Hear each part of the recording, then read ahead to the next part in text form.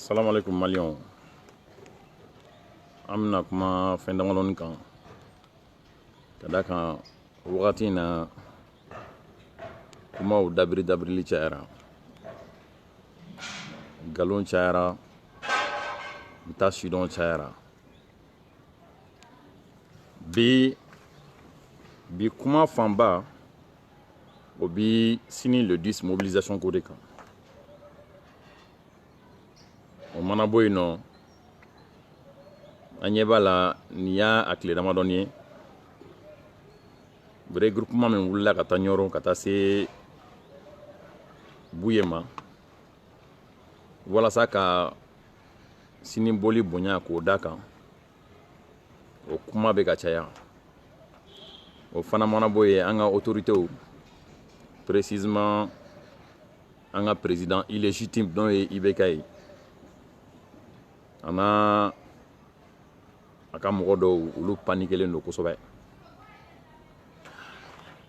Vous savez ko in filɛ nin an bɛɛ ɲɛkɔrɔ ko jɛlen don pasi. Mɔgɔ minnu b'a fɔ ko ka preuve labɔ k'a jira ko Faransi de nɔ bi nin ko in na, an hakili la non seulement a dɔw ti Maliko la, a dɔw ye fasodenjuguw ye. Ko in ma dogo mɔgɔ si la. Et puis ko mana kɛ cogo o cogo, Maliɲɛnw mana wuli ka Faransi jalaki cogo o cogo, Maliɲɛnw de ka côté an b'o de lajɛ parce que jamana wɛrɛ t'anw bolo ni Mali tɛ. Faransi mana Mali ci a tiɲɛna anw de bolo. Olu ka Faransi bɛ yen, u bɛ segin ka taa yen. U bɛ jamana wɛrɛw la min tɛ Mali ye. N bɛna yɔrɔnin dɔ f'aw ɲɛna pour que ka mɔgɔw hakili lajigin dɔɔni. Bien avant 2012, Faransi de ye MNLA créé. MNLA n'o mujaw kelen de cohabitera n'u kun jɛra ka fara ɲɔgɔn kan ka Mali sɔrɔsiw k'u empêcher ka don dugu damadɔni na. O wagati kelen in na n'u yɛrɛ damaw cira ɲɔgɔn na, u kelen ka ci ɲɔgɔn na. MNLA kun bɛ Burkina, MNLA mɔgɔw kun bɛ loger hôtel minnu na, u ka frais o kun bɛ bɔ jɔnni kan, kun bɛ bɔ Faransi de kun. Faransi yɛrɛ kelen ka djihadistes lawuli ka t'u stopper kɔn na. Faransi ye lettre sɛbɛn ka ci jɔnkunda ma ko jɔnkunda ka segin ka lettre in ci olu ma pour que olu kana intervenir Mali la. Non seulement ka intervention a tiyatirima yɔrɔ yera o sen fɛ, a yera k'a fɔ ko ninnu en réalité u ma djihadistes ninnu bunte. O bɛna buntɛli kɛ kuma min djihadistes bɔra ni sira wɛrɛ ye. O bɛɛ ka bɔ a la, dugu dɔw minɛlen ka se niveau dɔ la. Pour quelle raison mun kelen kama u ye Mali sɔrɔsiw bali ka don Kidali kɔnɔna na? Ninnu bɛɛ ye ɲininkali dɔ ye. Non seulement u ye Mali sɔrɔsiw bali ka don Kidali kɔnɔna na, MNLA mɔgɔ minnu tun bɛ yen n'u bolila ka t'u dogo Burkina, u taara olu ta hélico la ka na n'u ye k'u implanter Kidali ka sɔrɔ k'a fɔ ko armée malienne tɛ don. Musa Mara taara Kidali don min, a ko kɛra cogo min a ma dogo mɔgɔ si la. Mɔgɔ minnu tun bɛ bandi ninnu kɔfɛ, n'a fɔra k'a dɔw ye truban ta ka don u kunkolo la, olu tun ye Faransɛw ye. Nin ye pour que n kana kuma janya, sinon Faransi nɔ min bɛ Mali ko in na, Mali problème nin na, a tɛ se ka fɔ ka ban yɛrɛ. Mais n hakili la nin ko in a man ka mɔgɔ lasiran, a man ka mɔgɔ lajɔrɔ. Parce que Maliɲɛnw ka hakɛ de ye ka wuli k'u jɔ k'a jira ko Faransi man d'u ye, ko Faransi bi Mali kɔnɔ a hɛrɛ kisɛ kelen t'an kan. Par contre an ka mɔgɔw b'a bɔnɛ de kɔnɔna na. O bɛɛ kɛ kun tɛ dɔwɛrɛ Faransi ka intérêt. Wa an ka autorité minnu bɛ yen nɔ ni a man d'u ye Faransi ka critiquer précisément n'o ye IBK ye, olu fana ka intérêt de bɛ yen. N'u ka intérêt tɛ o, u ka siranɲɛw bɛ yen. An y'a ye k'a fɔ ko nin tile filanin na u sirannen bɛ kosɛbɛ, u jɔrɔlen bɛ kosɛbɛ. O sirannen bɛ mun ye ko soulèvement populaire. Soulèvement populaire t'a yɛrɛ kɛ o. Mɔgɔw bɛ laɲini min na, an bɛ laɲini min na bi précisément, o laɲini o tɛ IBK ka tagali ye fɔlɔ o. IBK ka tagali ko o kuma bɛ sen na o. Mais nin laɲini nin ye Faransikaw de ka taa. I bɛ IBK fɛ o, i tɛ IBK fɛ o,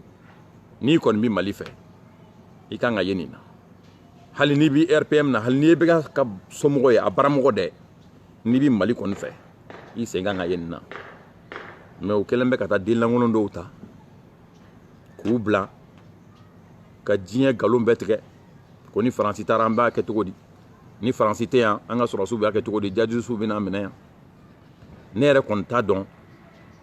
adamaden mɔgɔ min kunkolo b'a kan da la i bɛ dɛsɛ kuma la fo ka t'i se nin niveau in ma an bɛ tila ka segin nin yɔrɔ in na mais an ka na Buye ka yɔrɔ la délégation min wulila ka taa ɲɔrɔ bɛn ni mɔgɔ wɛrɛw u taara min na Buye fɛ yen mɔgɔ caman ma faamu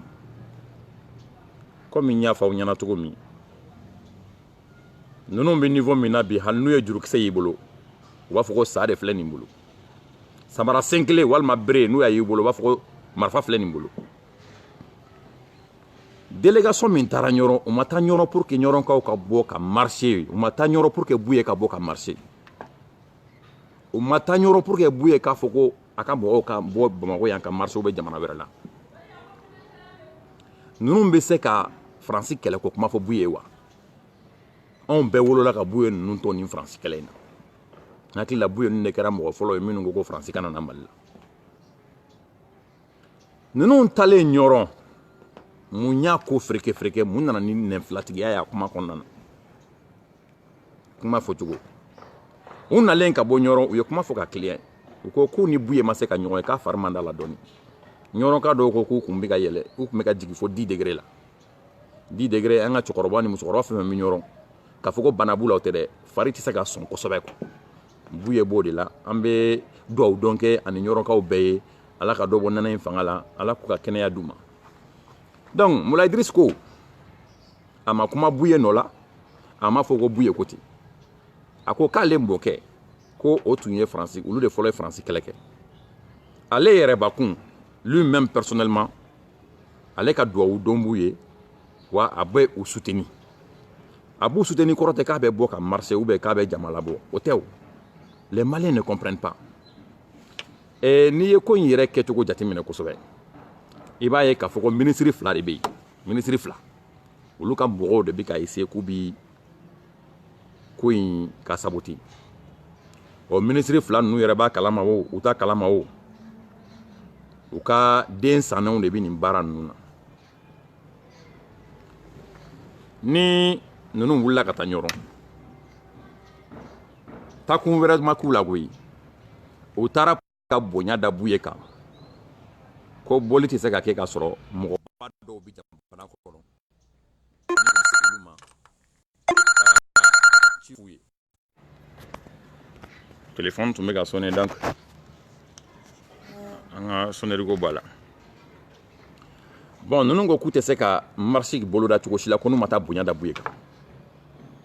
mais régime mɔgɔw m'a faamuya ko wɛrɛ ma fɔ koyi a fɔra dɔrɔn de k'u nana pour que ka bonya da Buye kan de ka dugawu dɔn k'u ye mais u nana k'a sɔrɔ a fari man da la u n'a ma se ka ɲɔgɔn ye wa fɛn wɛrɛ ma publier ka far'o kan dɛ régime mɔgɔw yɛrɛ de ja tigɛlen don u hakili sigilen tɛ fɛn bɛɛ b'u hakili la nin wagati in na fo ɲuman ka da kan u ye jamana in bɛɛ ci u ye ko in bɛɛ tiɲɛ précisément u ka ɲɛmɔgɔ yɛrɛ o ye ko in bɛɛ tiɲɛ mais bi bi na ale de sirannen don min tun bɛ n bolo k'a fɔ ɲɛna Buye ka yɔrɔ nin na o ye nin ye u nalen u ko k'u ni Buye ma ɲɔgɔn ye précisément wa a ma fɔ mɔgɔ si ye ko Buye ko k'a ka mɔgɔw ka bɔ a ma fɔ mɔgɔ si ye ko Buye ko k'a bɛ bɔ ni mɔgɔ ye a ma fɔ mɔgɔ si ye ko Buye yɛrɛ ko k'a bɛ marcher n hakili la anw bɛ niveau min na anw kan ka maloya k'an tɛ se ka bɔ bilen ko ni Buye ninnu tɛ ou bien ko ni Diko ninnu tɛ olu y'u tile kɛ o n'i y'a mɛn an b'a fɔ ko Buye ye nin kɛ Diko ye nin kɛ mɔgɔ wɛrɛ ye nin kɛ anw ka kɛwale de tun don anw kan ka jɔyɔrɔ min fa dɛ an t'o jɔyɔrɔ de fa olu de bɛ n'o jɔyɔrɔ fa an nɔ la wa hali o maloya tɛ anw na an kan ka yira de k'a fɔ tiɲɛ yɛrɛ la ninnu y'an ka cɛkɔrɔbaw ye ninnu y'u ta kɛ u ye sira min yira an na an y'a sira ye ka ɲɛ wa u ye min fɔ an ye an y'o faamuya donc an yɛrɛ b'an ka boli k'an yɛrɛ ye k'a sɔrɔ ninnu tɛ sɛgɛnɛ kalanden ye mɔgɔ mɔgɔ ye mɔgɔ mɔgɔ ye Buye kanubaga ye a ma se a ka fɔ a ci ye k'a ye bɔ ko ka Faransi ka présence ko kɛlɛ Mali la o ma fɔ mɔgɔ si o man ka mɔgɔ si bɛɛ kan k'o dɔn i yɛrɛ ye automatiquement comme heureusement on est Buye man ye Buye denw fana tɛ se ka kuma Buye yɛrɛ nɔ la mais ninnu ye mɔgɔ minnu ye moi je les connais n taar'u fɛ yen nɔ a ka ca i mana taa u bɛ bonya min da i kan a b'a dɔn mɔgɔ i bɛ cogoya min na i bɛ mɔgɔw accueillir ten de mɔgɔ minnu taara u y'u bonya kosɛbɛ mais temps bɛrɛ tun t'u bolo k'a fɔ k'u bɛ makɔnɔni kɛ sani u Buye ka ɲɔgɔn ye mais Buye n'a baramɔgɔw an bɛ u bɛɛ fo ka ɲɔrɔnkaw bɛɛ fo confusion min bɛ ka don nin ko in na an b'a ɲini u fɛ u ka n'u tulo jɔ nin kɔrɔ yɛrɛ aw kɔni b'a dɔn hɔrɔnya kɛnɛ kan ni anw y'a fɔ k'a bila yɔrɔ min a bɛ yen nɔgɔ kisɛ kelen tɛ k'a la ka da kan nkalontigɛ o maloya banna an bɔra yɔrɔ min na an bɔra mɔgɔ minnu na an b'olu dɔn Buye ka mɔgɔw